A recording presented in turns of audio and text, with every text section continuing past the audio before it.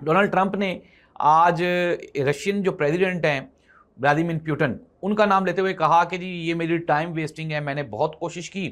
کہ ان کے ساتھ جو ہے وہ انگیجمنٹ بڑھائی جا سکے اور جو رشیا کی جنگ ہے یوکرین کے ساتھ اس کو رکوایا جا سکے۔ 5-6 ہزار جو سولجرز ہیں وہ ڈیلی کی بنیاد پہ شہید ہو رہے ہیں، مر رہے ہیں، تو میری یہ خواہش تھی کہ یہ جو اموات ہیں یہ نہ ہوں، لیکن پیوٹن جو ہے اس کے ساتھ بات چیت کرنا وہ ٹائم ویسٹنگ ہے۔ اور ڈونلڈ ٹرمپ نے پیوٹن کو، آپ یہ امیجن کریں کہ اس کو ایک فضول شخص قرار دیا اور اس کے ساتھ ٹائم گزارنے کو ایک فضول ایکٹیویٹی قرار دیا۔ تو ناظرین، امریکہ نے ساتھ ہی ساتھ ایران کے ساتھ تجارت کرنے والے جتنے بھی ممالک ہیں ان کے اوپر 25% ایکسٹرا ٹیرف لگانے کی بھی ایک دھمکی دی، اور اس میں انہوں نے ایک خصوصی ایک اعلان کیا ہے کہ جو بندہ بھی ایران کے ساتھ جو پیٹرولیم آئل یا گیس کی مصنوعات ہیں ان کے اوپر جو لین دین کرے گا اس کے ساتھ سختی سے نپٹا جائے گا اور اس کو دنیا میں آئسولیٹ کیا جائے گا۔